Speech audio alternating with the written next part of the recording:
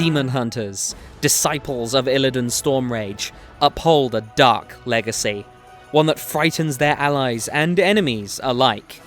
The Illidari embrace fell and chaotic magics, energies that have long threatened the world of Azeroth, believing them necessary to challenge the Burning Legion. Wielding the powers of the demons they've slain, they develop demonic features that incite revulsion and dread in their fellows. Demon Hunters ritually blind themselves in exchange for spectral sight that enables them to better sense their prey.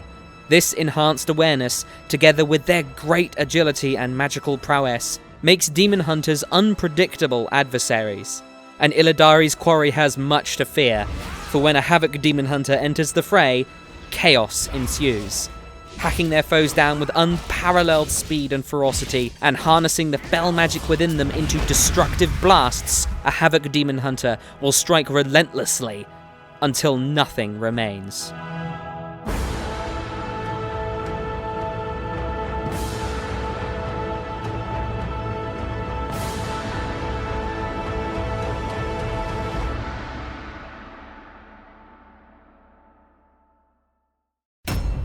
Hello there and welcome to the level 110 Havoc Demon Hunter guide. In this video we'll cover the Havoc Demon Hunter in all of its glory, covering everything you need to know to be successful in PvE combat. This guide is designed for everyone, so whether you're a new player wondering what the class is like to play, an experienced player looking to go above and beyond, or a veteran that wants to switch to a new class for Legion, this guide is for you. We'll start with basic concepts and then steadily go into more detail as the video progresses. Make sure you have annotations enabled, as this will allow you to jump between the various sections of this guide at will. The information in this guide was supplemented by both the Mardoom Discord server, which is a chat forum of sorts comprised of some extremely skilled players, and WordUp, a theory crafter dedicated to both Havoc Demon Hunters and the Enhancement Shaman. If you want to go into even more detail, you can find a link to both of these sources in the description. Now, let's get started. My life is dedicated to destroying the Burning Legion. The Havoc Demon Hunter is a high-speed damage dealer. Clad in leather armor and wielding the twin blades of the Deceiver, the Havoc Demon Hunter calls upon remarkable agility and fell power to annihilate their enemies, carving into them with deadly glaive strikes, repositioning with rushes of fell power, and unleashing the iconic and devastating Eye Beam to obliterate what's left. Relying on their fury to power their abilities, the Havoc Demon Hunter has a lot of innate mobility. Not only can they double jump and glide, but they can vault in and out of combat with the aid of their fell powers. Alongside this comes a variety of defensive abilities that makes the Demon Hunter extremely difficult to hit and lock down. Just as their Vengeance cousins can transform into demons, the Havoc Demon Hunter can metamorphose into a terrifying demonic monster to increase their destructive capabilities. As a Havoc Demon Hunter, you will be annihilating your foes with a variety of fell-powered abilities and quick strikes. Let's take a look at the ones you'll be using the most. Double Jump and Glide. All Demon Hunters have access to the ability to double jump by pressing the jump key at the apex of a jump, and the ability to glide by pressing the jump key while falling.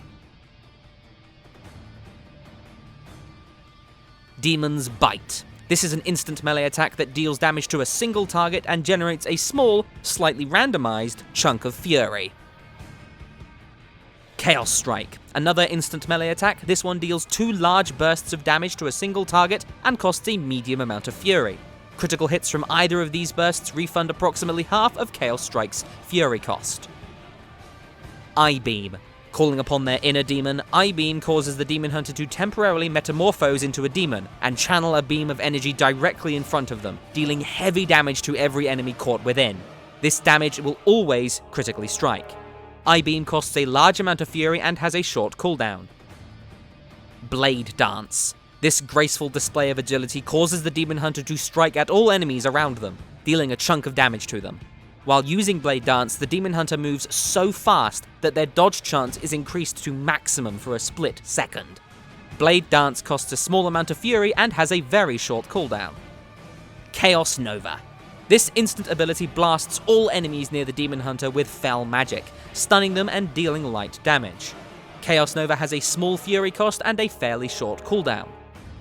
Throw Glaive. A simple throwing arm launches one of the Demon Hunter's glaives at a foe, dealing damage from range. This glaive can ricochet to other enemies near the original target. Throw glaive has a very short cooldown. Fury of the Illidari. This is the artifact ability of the Twin Blades of the Deceiver, causing the Demon Hunter to spin their weapons around them, dealing heavy damage over a short time to all enemies nearby. It has a short cooldown. Fell Rush. The mark of a Havoc Demon Hunter, Fell Rush launches the Demon Hunter forwards, dealing damage to anything in their path. It has 2 charges and a very short cooldown. Vengeful Retreat. This utility-focused ability deals instant damage to enemies nearby, slowing them temporarily as the Demon Hunter vaults backwards. This has a short cooldown. Metamorphosis. This, as expected, transforms the Demon Hunter into a demon for a short time. When used, the Demon Hunter launches themselves to a target location, dealing damage and stunning enemies in the impact zone, and transforming in the process. In this powerful form, the Demon Hunter's Chaos Strike and Blade Dance abilities are empowered to deal much higher damage, and they gain a large bonus to their haste for the duration.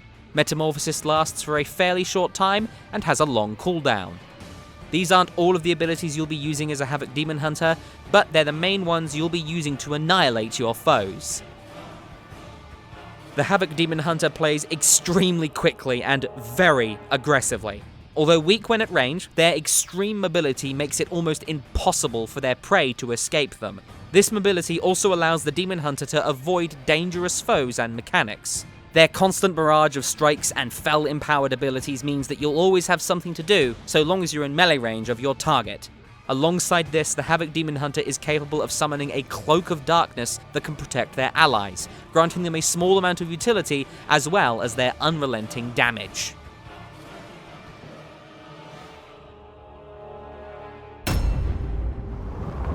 Lord Illidan knows the way. Now let's discuss gearing yourself. To start off, all Demon Hunters wear leather armor. Although you can technically equip cloth, you should never ever equip it for use in combat, as its reduced armor will lower your survivability, the stats on it won't be suitable for you, and because of a passive you have, Armor Skills. This grants you a 5% increase to your primary stat if you're wearing entirely leather armor. Also important to note is the way that gear changes stats. All primary pieces of gear, so helm, shoulders, cloak, chest piece, bracers, gloves, belt, leggings, and boots, will change their primary stats dependent upon your specialization. So, if a balanced druid were to wear your gear, they would gain intellect, whereas you would gain agility. Don't worry about the grayed out intellect bonus you see on your gear, you're still gearing correctly. Also important to note is that necklaces and rings no longer come with any primary stats other than stamina, opening up your pool of loot even more. When a piece of gear drops, it has a chance to be Titan Forged, increasing its item level and statistics. This bonus can occur multiple times, meaning that you can get some extremely powerful pieces of loot from doing even the most simple of tasks. Remember though, that the baseline item level of the gear that drops, and the chance it has to be Titan Forged to higher degrees, will be greater if you're doing more challenging content, like mythic dungeons and raids, than they would be if you were doing things like world quests or normal modes. So, what stats are you after as a Demon Hunter? Well, there are 2 types, primary and secondary stats. Primary stats can be found on just about every piece of gear you equip, and secondary stats are more difficult to come across, but will offer you more bang for their buck. Your primary stats are agility, which increases your attack power and your chance to dodge, stamina, which increases your maximum health, and armor, which reduces the physical damage you take. Intellect and strength are useless for you. Since primary stats can be found very commonly on pieces of gear, don't worry about seeking them out. Generally, if a piece of gear has more of these primary stats on it and its item level is higher because of it, it'll be better for you. This isn't always the case, but generally, that's how it works. Secondary stats are where most of the customization occurs. You'll want to use pieces of gear with secondary stats that will mesh well with the Havoc Demon Hunter. Your secondary stats are Critical Strike, which increases your chance to critically strike, Haste, which increases your attack speed and lowers the cooldown of many of your abilities, which in turn leads to more casts and more damage, Mastery, which for the Havoc Demon Hunter is Demonic Presence, increasing all the chaos damage you deal and permanently increasing your movement speed based upon your mastery, and Versatility, which increases the damage you deal and decreases the damage you take. For dealing damage, you're going to want to prioritize Critical Strike, then Versatility, then Haste, with Mastery being your weakest statistic. The refund from Chaos Strike is dependent on your Critical Strike chance, so increasing your chance to critically strike will increase your Fury generation, and that just means more damage. Now, enchanting and gemming your gear has changed in Legion. You can apply enchantments to your rings, your cloak, and your necklace, but not to your weapon. The powerful enchantments that used to apply to weapons are instead on your necklace. Enchantments also come in multiple tiers. For instance, if you wanted to upgrade a ring with Critical Strike, you can increase it by 150 with Word of Critical Strike, or by 200 with Binding of Critical Strike. So, to fine-tune your Demon Hunter to be as effective as possible, you'll want to use Binding of Critical Strike on both of your rings and Binding of Agility on your cloak. For your necklace, you'll want to use Mark of the Claw, which has a chance to increase both your Critical Strike and Haste for a few seconds.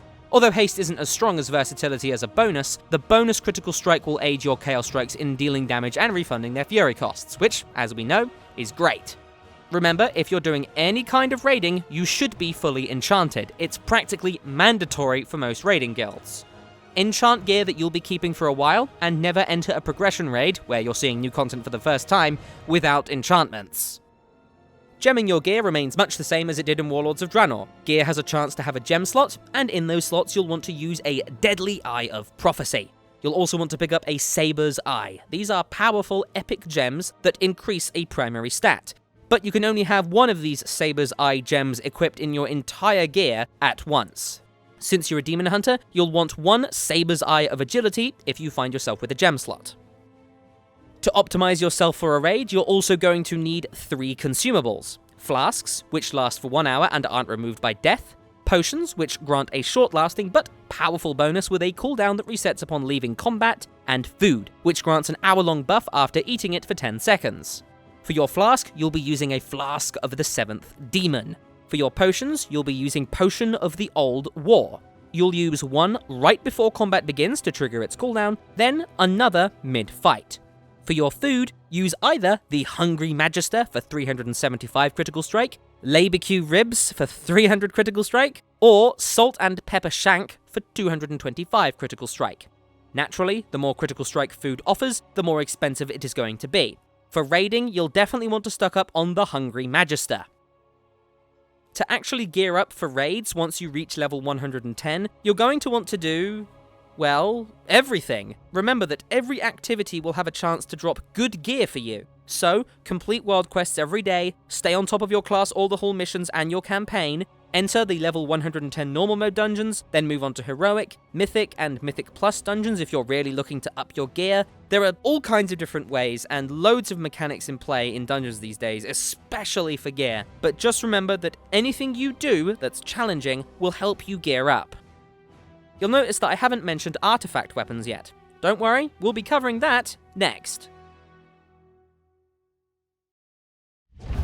Your demise is at hand. Now, let's go over the Havoc Demon Hunter's talents and their artifact, the Twin Blades of the Deceiver. Before we go over that, however, a word about how to swap talents. You can change specializations at any time, but talents require you to be in a rest area, like a city, a tavern, or your class order hall, or for your mind to be calmed using a personal Tome of the Tranquil Mind, or an area of effect from a Codex of the Clear Mind. These are made by scribes and can be bought on the auction house. When used, they allow for talent swapping for 1 minute. Remember, this is not 1 tome per talent. Don't waste your tomes. Now for your talents.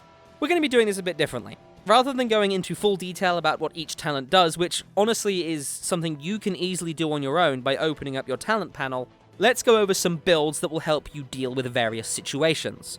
Remember, swapping talents is recommended, so don't stick with only one build when entering different kinds of content.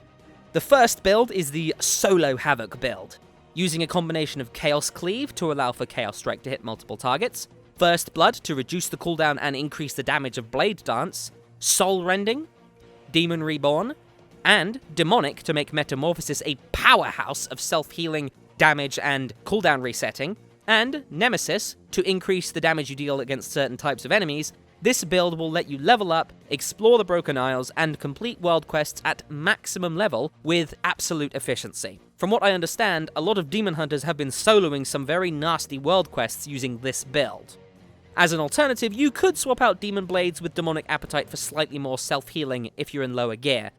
An important note here is that as of the recording of this video, Demon Blades is very powerful, but representatives of Blizzard Entertainment have stated that this talent is going to be reduced in power to the point where it is likely going to be the worst talent of its tier. Keep that in mind, an annotation will appear on screen now and in other portions of the video that will explain about the status of Demon Blades. If there is no annotation, you want to go with it.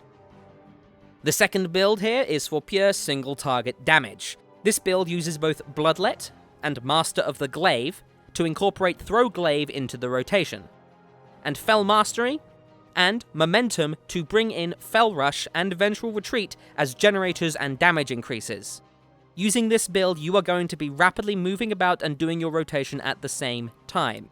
Naturally, if you mistime your movement abilities and end up out of range, you're going to suffer, and there is a sort of dance you need to do with this that's quite complicated, but Throw Glaive will allow you to make up for this.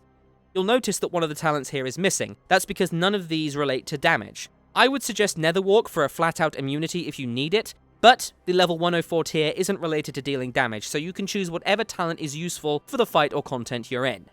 Just remember that Netherwalk prevents you from attacking, and this doesn't synergize very well with one of your artifact traits, so feel free to swap between Netherwalk and Soul Rending depending on whether or not you'll need to use your defensive cooldown, Blur, for an increase to your damage.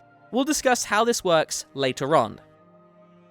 The third build is for dealing area of effect damage, utilizing Bloodlet and Master of the Glaive to add Throw Glaive into the rotation once again, Momentum to allow Fel Rush and Vengeful Retreat to not only deal damage, but increase all damage done, Fel Mastery to allow Fel Rushes to generate extra fury, and Fel Barrage to deal huge area of effect damage on demand. You'll be using mostly Fel Barrage for dealing your AoE damage, but we'll go into a bit more detail about that in the rotation section. These are just example builds. Remember that you will construct your own build depending upon what content you're doing. Keep your Tomes of the Tranquil Mind well stocked, and you'll be able to adjust to what content you're doing and be as effective as possible. Remember, Tomes of the Clear Mind do not work if you're above level 100. Tomes of the Tranquil Mind are what you want. Now for your artifact, the Twin Blades of the Deceiver. These Warglaives, once belonging to one of Illidan's master demon hunter trainers that you might remember from the Burning Crusade, and now empowered by Kil'jaeden's Eredar allies, act as a sort of second talent tree. You'll be using these weapons for the entirety of Legion, upgrading and empowering them as you play the game. You'll obtain them through a quest chain that you receive as soon as you reach Dalaran at the start of the Broken Isles experience. Artifacts are unique to each specialization, and you can unlock different appearances by completing various achievements. They also feature hidden appearances and perks, so keep your eyes open for those. You'll be upgrading your artifact using Artifact Power, an experience bar of sorts for your weapon. You'll gain Artifact Power by completing quests, looting treasures from exploration, completing dungeons and raids, finishing world quests, doing arenas, and, in essence, just playing the game. You'll be given items that, when used, grant Artifact Power, and when your Artifact Weapon's experience bar reaches full, you will be granted a trait point and the bar will reset. There's no maximum to this, but each time your Artifact Weapon gains a new trait point, it'll require more Artifact Power to level it up again. Trait points allow you to invest in the various perks available in your artifact tree, which you can do by going to your class Order Forge. But if you want to preview your traits without actually being able to affect them, just open up your character panel and shift right-click on your artifact weapon to open up that perk tree. Alongside this, you have relics, items that you can receive much like artifact power. Relics can be uncommon, rare, epic, and maybe even legendary, and will grant an increase to the artifact weapon's item level and statistics, and grant points in various artifact traits for free. These bonus points can cause a trait to go beyond their original limits, i.e. 4 out of 3, and even allow for a trait that only has 1 rank to increase in strength. Relics, however, do have limitations. Each relic has a type, such as Fel, Fire, Shadow, Frost, Arcane, and artifact weapons have a limited amount of slots for each type of relic. For instance, the Twin Blades of the Deceiver have 2, which will later upgrade to 3 by doing your class order campaign of these relic slots. 2 Fel and 1 Shadow. You cannot implant relics into your weapon that do not correspond to its slots, and replacing a relic with another one will destroy the original relic placed in the weapon. You can place relics into your weapon at any time by again opening up your character panel and shift right clicking on your artifact. They're at the top of the panel and you can quickly slot them in and out even when you're out in the world. Now, it's somewhat difficult for me to tell you what relics to aim for, but just remember that a higher item level for your weapon is always a good thing, and is pretty much always going to be better than increasing one of your minor perks.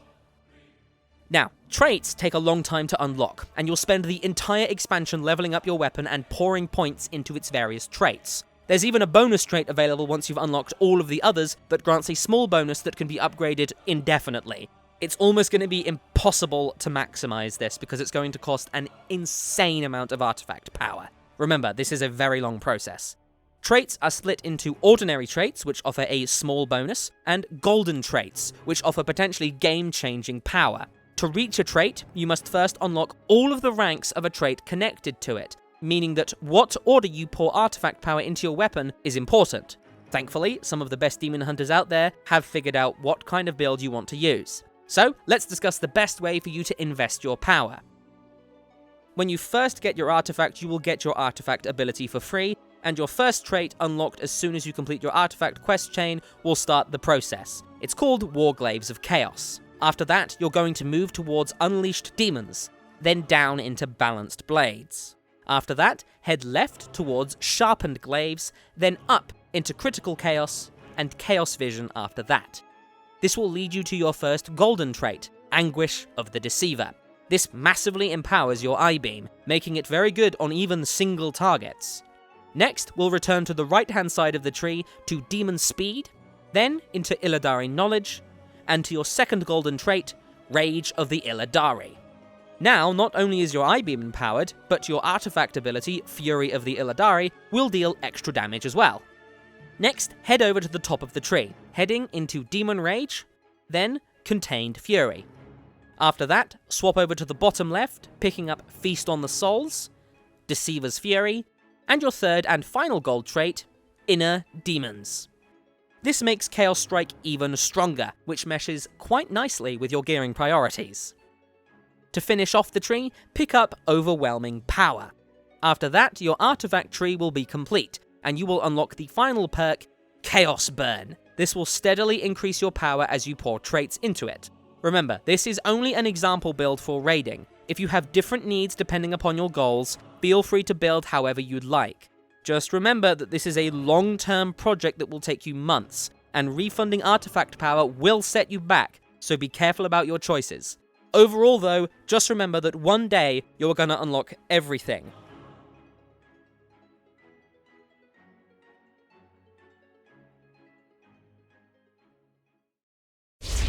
We strike now! Leave no survivors! Now, let's discuss your rotation. We'll start with single target, then discuss cleave rotations, area of effect, cooldowns, and your opener. Against a single enemy, your priority is to generate and spend fury on Chaos Strikes. The core of this is very simple, but talents and artifact perks will add significant complexity. Let's start by taking all of those out of the equation. Let's do your priority completely baseline. Use Fury of the Illidari, your artifact ability, as long as you don't need to deal area of effect damage in the near future. If the cooldown will prevent you from doing this, then save it.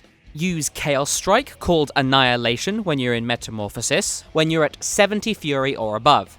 Since Chaos Strike has a chance, based on your critical strike chance, to refund Fury each time it strikes, and it strikes twice each time you cast it, you don't want to accidentally overgenerate Fury and cap yourself at the maximum, wasting your Fury. Use Demon's Bite to generate Fury up to 70. Use Fell Rush to get into melee range of an enemy, and throw Glaive if your enemy is out of your melee range and you can't Fell Rush towards them. That is your core single target rotation. Very simple, yes, but you can customize how complex this is with your talents. So, let's start discussing how those affect things. The crux to high single target damage as a Havoc Demon Hunter is the synergy between both Vengeful Retreat and Fell Rush, and the talents Fell Mastery and Momentum, Throw Glaive, and the talents Bloodlet and Master of the Glaive. This synergy turns Vengeful Retreat and Fell Rush from simple movement abilities to generators of fury, and the providers of a potent damage buff. The rule here is simple. Always use Throw Glaive to apply Bloodlet in combination with the Momentum damage increase. This will be your number one priority. Fel Rush and Throwglaive have identical cooldowns, which means they will synergize very well with one another. Alright, let's revisit your rotation again, assuming you're using the single target build described earlier in the guide. This one is a bit more complicated. Use Fel Rush if you're about to hit 2 charges. Save the other charge for emergency burst or movement situations. Use Vengeful Retreat to help maintain your momentum buff for other spells. Every time you use a movement ability, you need to be prepared to use other abilities on top of it. Don't just use Vengeful Retreat randomly. Use Fury of the Illidari, again only if you won't need it for area of effect damage until it's available, but this time with the added caveat of only using it while momentum is applied. Use Throwglaive on cooldown, but only if you have momentum applied from either Fel Rush or Vengeful Retreat. You'll want to use Fel Rush to apply this buff, since Fel Rush and Throwglaive have identical cooldowns. You can build a synergy with this, allowing you to use this combination once every 10 seconds. However, if you find yourself in a situation without Fel Rush, use Vengeful Retreat to trigger momentum for your Throwglaive. Remember, momentum has a 4-second duration, which means you can easily use other abilities and Throwglaive within its duration. You want to make sure that you have a synergy between Fel Rush and Throwglaive. That will be a large damage increase for you. Use Chaos Strike if you're above 70 Fury and you have the momentum damage increase. However, if you don't have the momentum damage increase available to you, you can wait on casting Chaos Strike until Fel Rush is available again. Use Chaos Strike if you're about to cap on Fury and your momentum buff isn't available in any kind of way. Just use it as a means to prevent yourself from capping and wasting excess Fury, which is a large damage loss. Use Demon's Bite to generate Fury if you're under 70. A chunk of your generation is going to be handled by Fel Rush, and there may be moments where you're waiting for it to come off of cooldown. During these moments without momentum, use Demon's Bite up to 90 Fury and Chaos Strike to spend it while waiting for Fel Rush and Vengeful Retreat. However, if you've taken the Demon Blades talent, you'll be spending this time auto-attacking. A note, however, about Demon Blades. It tends to be very unpredictable, and has a habit of chunking your Fury bar up very quickly. For this reason, if you've taken Demon Blades, you're going to want to keep your Fury as low as possible, rather than keeping it at a higher number and potentially suddenly over-generating. Remember, as we discussed in the talent section, it is possible that this talent will be changed. An annotation will appear on screen now to inform you as to whether it's changed. If there's no annotation, then it hasn't changed. If there is one, it'll tell you what talent to pick instead. Alright, so that's your core rotation modified by taking the talents suggested for single target. Now, let's discuss how Eye-Beam plays into this rotation with the Demonic talent and the Anguish of the Deceiver artifact perk. Ordinarily, Eye-Beam doesn't deal enough damage on a single target to be worth using, but if you've taken the Demonic talent or you've unlocked the Anguish of the Deceiver perk, Eye-Beam becomes part of your single target rotation. If you've picked Demonic, you want to use Eye-Beam while you're at or above a whopping 90 Fury, allowing you to spend it quickly during your brief time in demon form. If you've unlocked Anguish of the Deceiver, Eye-Beam should be used here, after using Throwglaive and before using Chaos Strike. Remember, this Eye-Beam also needs to be buffed with momentum, meaning that you'll want to use either Fel Rush or Vengeful Retreat to buff it without breaking your stride. On top of this, you'll only want to use Eye-Beam on single target if you won't be using it to hit multiple foes. Even one extra enemy will double its effectiveness. So if you'll get a chance to activate it against more than one foe before it comes off of cooldown, save it for that moment.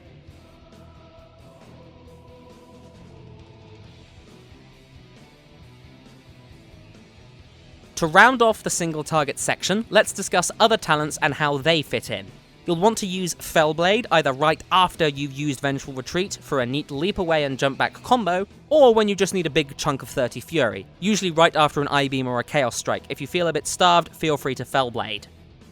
If you've taken First Blood, then use Blade Dance on cooldown even on single target, with momentum applied, of course, shortly before you use Chaos Strike. Finally, if you've taken Fel Barrage, use it, with momentum, when it's at 5 charges just before you throw Glaive. It's very powerful. Now that we've got that out of the way, let's discuss your Cleave rotation. When up against 2 targets, nothing changes. You have no debuffs to maintain on a single target, and your most powerful combination of abilities, Throwglaive and Bloodlet combined with momentum, works on multiple targets, as Throwglaive will ricochet to them as long as they're close enough to one another, and either Fel Rush or Vengeful Retreat can hit both of them as well. You won't be using your area of effect abilities quite yet, and you'll also want to ensure that your Fel Rush and Vengeful Retreat actually hit both of your targets, so you may have to reposition slightly. That, however, is all you need to know about your cleave rotation. Moving on to your area of effect rotation. You don't have any way of dealing constant area of effect damage using only a single ability, so you'll be using multiple spells to keep your damage flowing. Let's go over your priority. Use Fel Rush and Vengeful Retreat to maintain your momentum buff. Make sure not to waste any time with your damage increases. On top of this, remember to hit as many enemies as possible with these movement abilities. Use Fury of the Illidari while buffed with momentum while standing in the center of a group of enemies, so that the spinning glaives and, if you've unlocked Rage of the Illidari as a trait, subsequent explosion hit as many enemies as possible. This explosion does not come from you, so you can move as soon as you cast it without losing damage. Use I-Beam, buffed with momentum, to strike as many targets as possible in front of you. Use Fel Barrage, if talented into it, in tandem with momentum, but only if you're at 5 stacks. Use Blade Dance, again with a momentum buff, on cooldown. It has a very similar cooldown to Fel Rush, allowing you to use them with increased synchronicity. Generate Fury with either Demon's Bite or your auto attacks combined with the Demon Blade's talent if selected. If you're about to cap on Fury and nothing else is available, throw in a Chaos Strike to spend a chunk. Even if you spend your second Fel Rush charge, which isn't recommended unless you absolutely need to spend everything on a group of priority adds, you won't have enough charges of momentum for every single ability, so make sure to prioritize this buff for Fury of the Illidari, I-Beam, and Fel Barrage especially, as the latter will recharge very quickly against multiple enemies when you Fel Rush through them.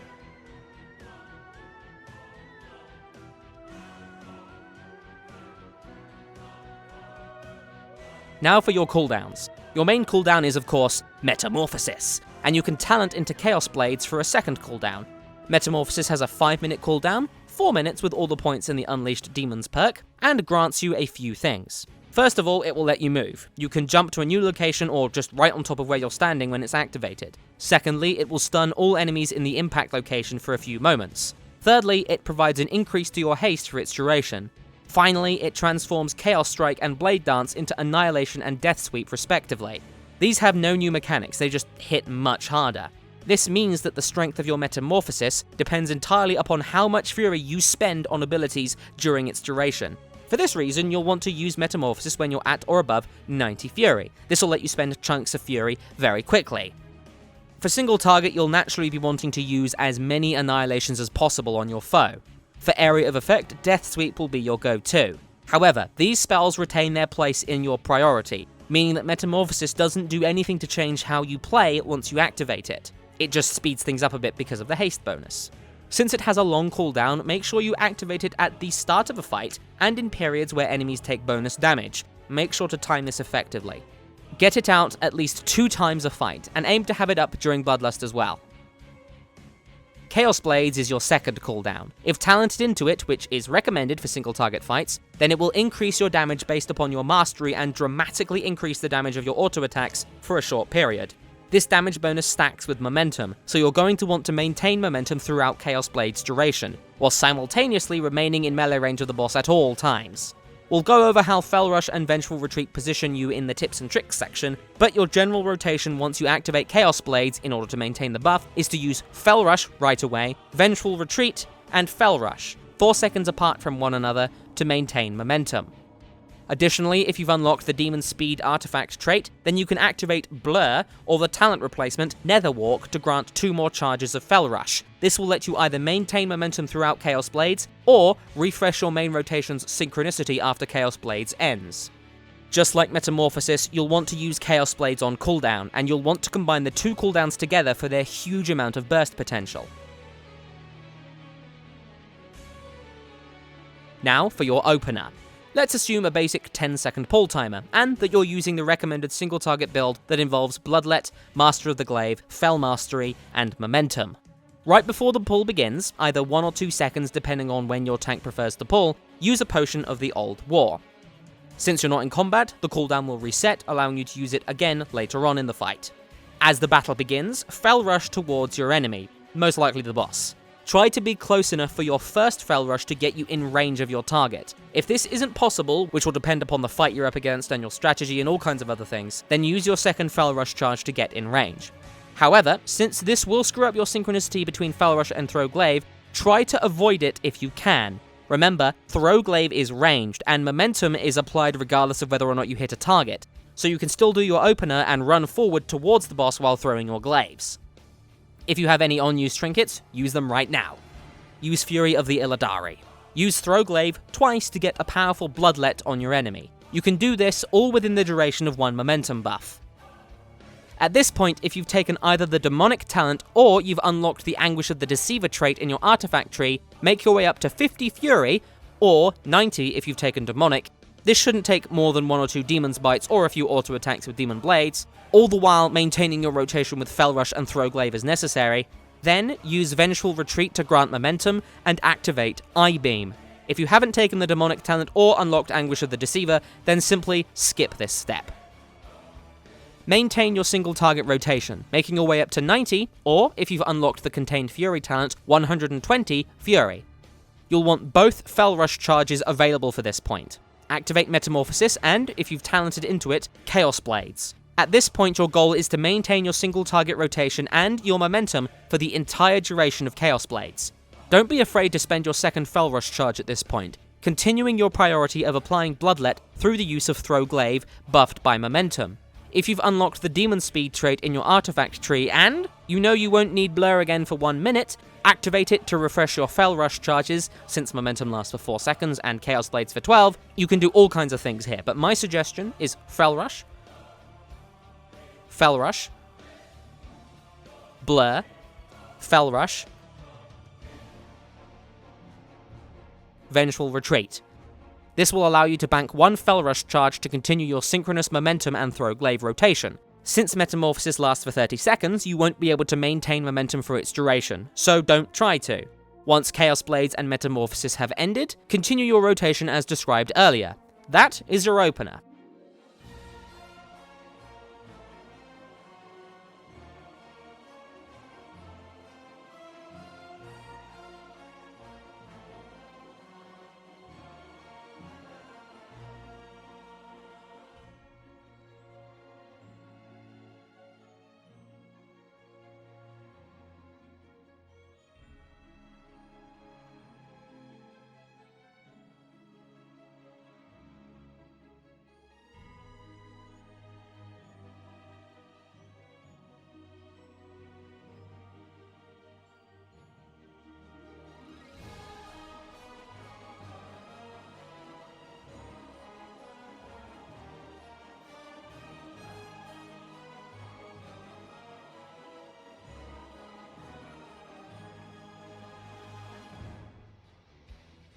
Now, that may all sound very complicated, and really it is. This is the absolute top-end damage build for the Havoc Demon Hunter. If you want to play to the best of your abilities, this is the build you're going to have to work with, unless it gets changed, in which case annotation will appear. However, it's looking very likely that this is how it's going to work.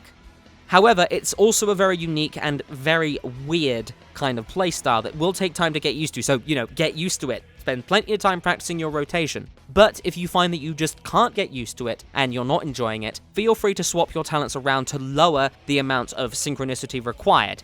A good idea here can actually be just to use Nemesis instead of Momentum and keep the rest of the build as it is. This will just let you have another cooldown and you don't have to worry about maintaining momentum, which is really the big draw of this build, and perhaps the big downside.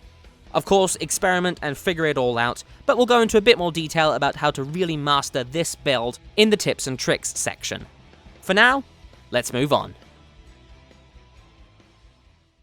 Normally I hunt demons, but for you I'll make an exception. Now let's discuss your macros and add-ons. You don't need these to master your Demon Hunter, but they will be very helpful.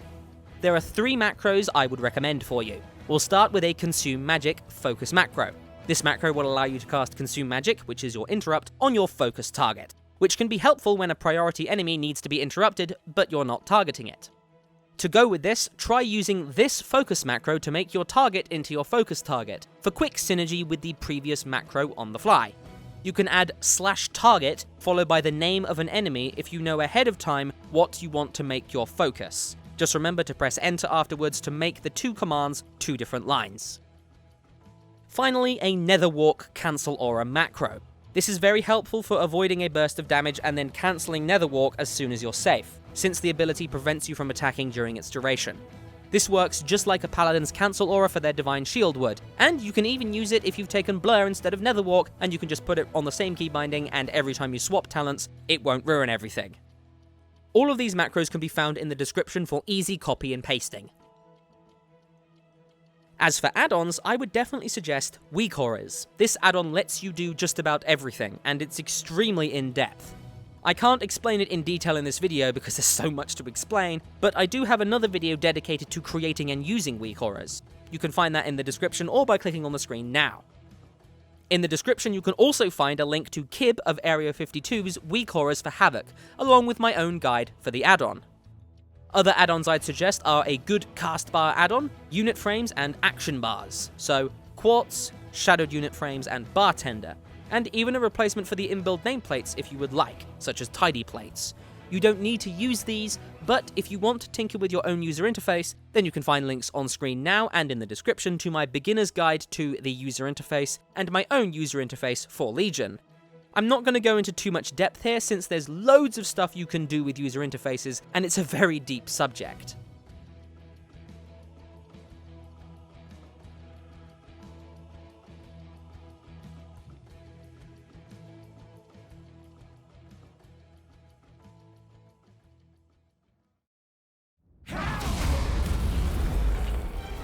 Now I am complete. Now, let's discuss some tips and tricks for mastering your Demon Hunter. As soon as they were revealed, the Demon Hunter was praised for having extreme mobility. And while this is very true, it's important to remember that if you've talented into a build that includes Fel Mastery and, more importantly, Momentum, then your movement abilities become a crucial part of your rotation, and using them needlessly to avoid mechanics will have a negative impact on your damage. This is why it's a good idea to have one Fel Rush charge in reserve, as a means to avoid mechanics when necessary. Remember, if you can simply move out of a mechanic, don't use Fel Rush or Vengeful Retreat unless you absolutely need to. In order to get the most out of your Fel Rush and Vengeful Retreat, you need to make sure that you never use them and end up outside of range of the target for more than a split second. This is doubly important if you've taken Fel Mastery, Prepared, or Momentum, as these abilities will become part of your main rotation, and you don't want your main rotation to put you out of range all the time. For this reason, you are going to want to aim your Fel Rush and Vengeful Retreats in either diagonal lines across an enemy's hitbox, or directly through them. The image on screen demonstrates how this would work in a typical scenario with a typical boss hitbox. However, if you're facing smaller enemies, such as enemies in dungeons, then it's most likely that your Fel Rushes and Vengeful Retreats are going to put you out of range of your foe.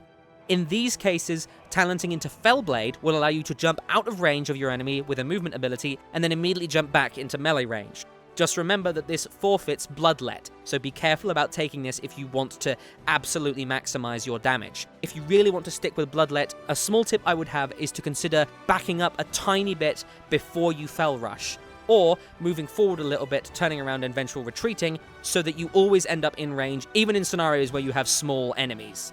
When you're up against big enemies, this isn't really a problem, because they're so massive that unless you jump into a really dangerous location and die, or jump away from them directly, you're not gonna jump out of melee range. Another aspect of Fel Rush and Vengeful Retreat to point out is that you need to spend time getting used to them. You don't have the usual leveling time of 1 to 100 that other classes do, so you're going to need to spend a lot of time mastering exactly how these abilities work. You can use a build that's nice and simple and doesn't use these as anything more than utility, which is fine, but if you want to maximize your damage, you're going to be using Momentum and Fel Mastery. Use Fel Rush and Vengeful Retreat all of the time when you're out of combat. When you're in Dalaran, when you're wandering around, when you're doing world quests, whatever. Figure out exactly how far they throw you, how they interact with terrain types like bouncing off of rocks or colliding with walls, or how they work when you're in the air, after jumping, after double jumping, how to swing your camera about after using one of these abilities. Take your time getting used to them, and never enter a raid encounter without researching how you're going to move around the boss. It's very crucial to your damage, and this type of gameplay is really quite unique, so spend time getting used to it. I cannot stress that enough. Additionally, if you're using Fel Rush or Vengeful Retreat to move through a boss, never jump before doing so, as the speed you move with will cause you to continue moving after the rush or the retreat ends as you continue to fall to the ground. So be wary about jumping before using Fel Rush if you want to stay in melee range of an enemy. Of course, if you want just that little bit more distance, feel free to jump and even double jump. Alongside this, it's important to note that even though you're moving a lot with Fel Rush and Vengeful Retreat, you don't need to jump and strafe and run around all the time. It can be very easy to get into this habit because, really, it's fun to be so mobile. But if you ever find yourself accidentally stepping out of range of an enemy because you're jumping and strafing around, especially if they have an irritatingly small hitbox, which some of them do, get used to just planting your feet on the ground and focusing on your rotation. Jumping and strafing around doesn't inherently provide you with a damage increase, and in some situations it may be detrimental to other melee, if for instance you accidentally cleave or AoE onto them because of a boss mechanic. Another note regarding these two abilities is the interaction between Vengeful Retreat's Vault backwards and Fel Rush's Lunge forwards. It can be very tempting to use one right after the other, Vengeful Retreat backwards, Fel Rush forwards, as they cover fairly similar distances. And this is fine to do if you're not using momentum, but in most cases you're going to be wasting valuable uptime on the momentum buff by doing this. Momentum does not stack in intensity or duration, so refreshing it right after applying it using this technique will lower your overall damage. Moving on to Demon Speed. This artifact trait causes Blur, or Netherwalk if you've talented into it, to reset both charges of Fel Rush, turning a purely defensive cooldown into an offensive ability. With only a 1-minute cooldown, this will allow you to maintain momentum for greater periods of time, particularly in tandem with Chaos Blades.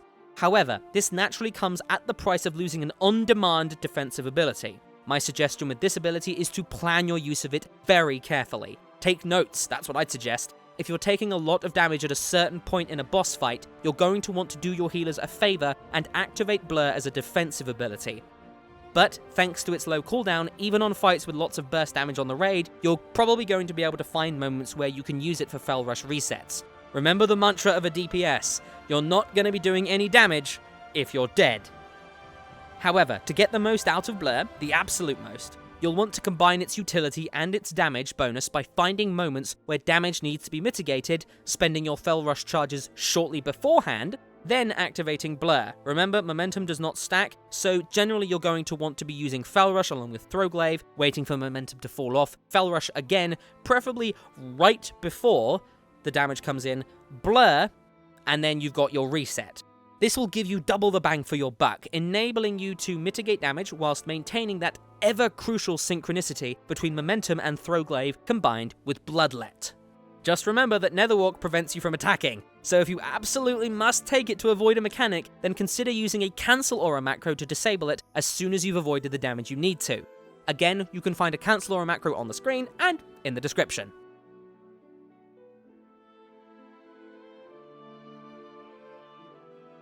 Next up, Darkness. At first glance, this ability might look a lot like the old Smoke Bomb from Rogues, and in a lot of ways it is. The chance to dodge applies to every source of damage, even raw AoE from a boss, so feel free to use it in situations where the raid is stacked and taking damage. Don't hold back, this is one of the main draws that you can bring as a Havoc Demon Hunter to a raid. You can combine this with movement abilities to get in position, but be exceedingly careful of cleave and tank-specific effects while attempting this, and try not to screw up your momentum, uptime, and synergy in the process. A quick note now about Chaos Nova. It's a great on-demand stun that has a fairly small fury cost. That said, the damage it deals is not nearly high enough to include in your rotation, so only use it for its utility, and since it's a 5-second stun, use it sooner rather than later, so that it isn't heavily affected by diminishing returns.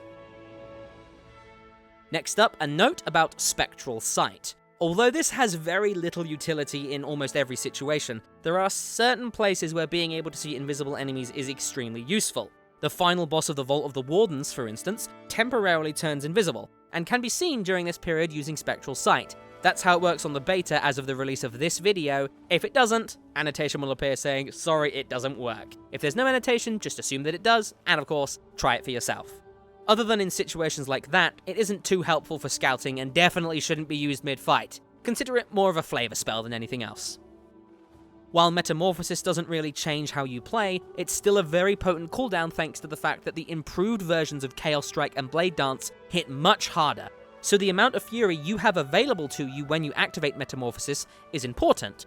That said, it also has a very long cooldown, slightly reduced by the Unleash Demons perk in your artifact tree. However, it is possible to increase this perk's effectiveness using relics, lowering your Metamorphosis cooldown even more, so keep an eye out for relics that will affect Unleashed Demons. Finally, if you'd like more information regarding the Havoc Demon Hunter, then you can find several resources in the description.